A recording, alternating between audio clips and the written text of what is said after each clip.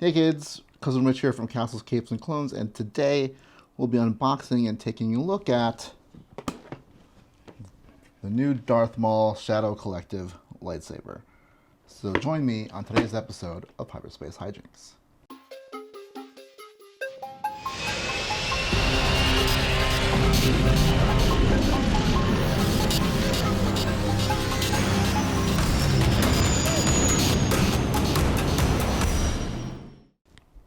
So at Galaxy's Edge and here in the Disneyland Resort over in downtown Disney at the Star Wars Trading Post, there was a new lightsaber that was released. I don't remember hearing about it at all. In fact, I think most of us were kind of expecting the Cal Kestis lightsaber to come out. And that's from a character from the Jedi Fallen Order video game. So when I first saw someone have this, I didn't think anything of it. I thought it was like a custom one. I didn't even know it was an official Galaxy's Edge lightsaber. But a little history on this. Let's take a look at it. This is the new Darth Maul lightsaber. Now, in canon, obviously in Phantom Menace, his double-bladed lightsaber, the infamous double-bladed lightsaber that we all freaked out when it first came out, was cut in half by Obi-Wan. Spoiler alert. And in season 7 of the Clone Wars, you see him with another double-bladed lightsaber, and half of it is his old lightsaber, and then half of it is this new one, and that's what this is. So let's take a look at the saber itself, shall we? So in the box, you have the saber, obviously, in the black. This is kind of like a, I don't know, fabric, some kind of fabric in a kind of plastic molded thing. So, this is not like a totally high-end box. Besides this being plastic and, nice to have, better than cardboard. So here's the saber itself. It's a pretty simple design, really. It's very straight, so, very tube-like, doesn't have any kind of outcroppings or whatever. But it is longer than most lightsabers. Like, for example, here is the Leia Legacy lightsaber, and you can see how long it is, right? This is where the emitter is, and inside, like, when you get it, it doesn't have kind of a plug you can put in there. And then also, if we can get this back in here, this end does come off. This is where the battery is. So you unscrew this, and you have the battery. Oops. And you screw that back on. Now this is the switch, which you have to have a blade to activate it, and I'll show you that in a second. This part is metal. This part feels plastic, but it feels like a very nice plastic, almost rubber-like in its kind of texture, right? And then this part is metal, and it feels like even this part, this grill kind of looking part, is metal, and then this stuff. It's very light, but also feels very solid, right? So to activate it, like I said, just do this. It does have a Covtech, I think it's called Covtech, connector here, which you can slip into a slot in the clip that you can get. Now, besides the saber, you do get an Allen wrench, because to connect this to another saber, you got to take this part out, and it's kind of held in place by an Allen wrench nut, and also a connector. Now this connector is made specifically for this to connect to either another one of these or the old Darth Maul saber, which I will actually show you in a second. But first, let's plug this in. All right, let's put this to the side here. Let's plug a blade in here, and see how it goes. Like any of the Galaxy's Edge lightsabers, first you want to take out the plug. All right, to insert a blade into a Galaxy's Edge lightsaber, Legacy or Custom, you kind of slip it in here, you hear that connection, and then give it a twist, and it's locked in, like that. And now, let us activate it. But first, now the light's off, light it up. If you haven't noticed, right here, since these are kind of grills, you can see inside, and actually you can see the red kyber crystal, which is kind of cool. The sound comes from the bottom, like all the other ones. And here's the blade.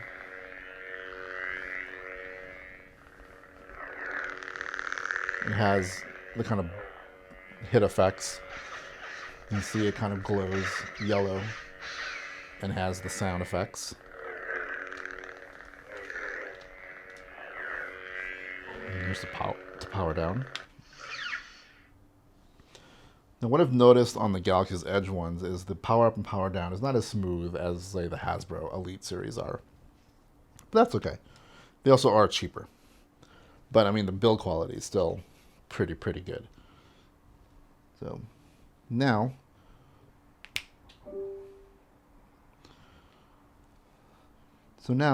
let us actually take a look at Darth Maul's first saber, and I have that here.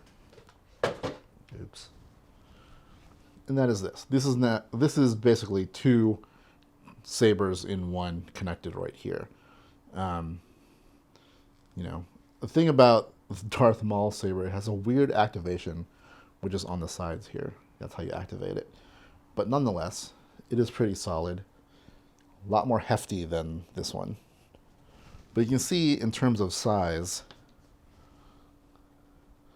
you know, it's almost, it's definitely way longer than one piece of this. So let's take a look at what this looks like with both of these connected. So on this, I am going to unscrew one of them, take that apart, and put this to the side. So I mean, with the connector piece, you can see that even with that connector piece, the Shadow Collective one is longer. And even without it, it's definitely longer. So we're going to take, so on this, we take this part off with the Allen wrench. So I'm going to loosen it and take it out.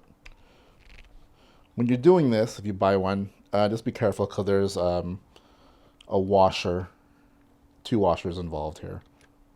So you don't want to lose those. So, there you go. Now what you'll notice on these connectors is that there's kind of like a friction slotty thingy that helps you, when you're actually putting this on, you can kind of help align both sabers so that it looks aesthetically pleasing.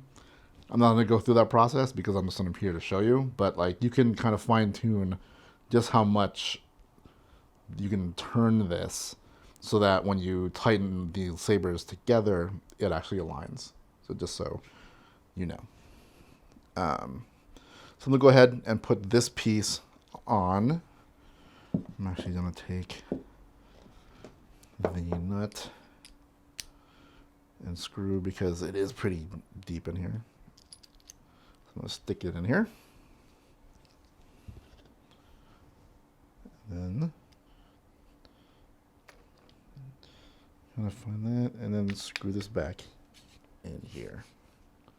This is probably easier without the blade on here. Alright, so with that tightened in, you can see that they have the thread here to connect this onto this. Oops. And again, this is probably easier without one of the blades on. So, see, it's kind of inserts into there. Give it a twisty twist. And there you go. As you see, it's not totally aligned, but I mean, I think it's fine the way it is.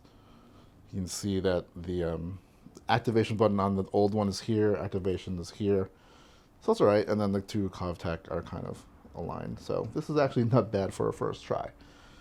I'm going to take this out for now, so you kind of see what this looks like together. Looks like a very cool lightsaber, because if you think about it, you can put a blade on here and just have this really long kind of thing, or on here, which he kind of does in Phantom Menace. First, when he fights Qui-Gon Jinn for the first time, he's got just one side lit. There's that. Feels very nice in the hand, but you want to see this thing fully lit, right? So anyway, I have 3 blades from Galaxy's Edge. This one is the one that comes with a custom lightsaber. This is the first one I got. Then I also have a longer one, which is this one, and a shorter one, which is this one. So you can see all together the different lengths here. I actually prefer the middle one, but they don't sell it individually. You have to get a custom saber. So when you're buying one from Doc Ondar's or the training post, you either get a short one and a long one. So for just purposes for this, I'm going to pick the short one and then the medium length one, because this one makes it super ridiculously long. So put that to the side. I'm actually going to put the longer one on the new side. This one in here. Now they're both on. You can see, probably can't even see how long this is on camera because I don't think it's wide enough. I don't know if it's even tall enough, like literally. But, all right, so let's light this end. There you go. And then this end. There you have double-bladed lightsaber. I'm hitting everything.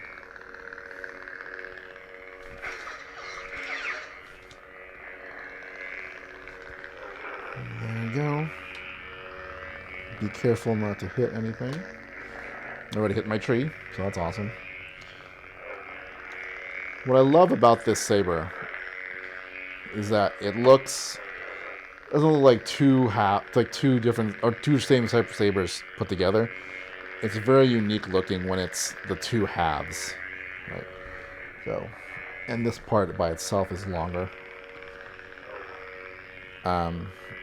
I would probably, if I was going to display this or bring it to cosplay or whatever, let's get the two short ones. Only really because it makes it easier to maneuver, especially if you're not tall. So I'm going to see if I can show you just exactly how tall this is. Alright, so here's the full thing. Hopefully you can see it on camera. I moved the camera back a little bit. And here we are. So let's see how that goes. Let's take a look at, you can see how long it is horizontally, but let's go vertical and see what that looks like. I'm going to put the shorter end on the ground to touch the ground. And there you go.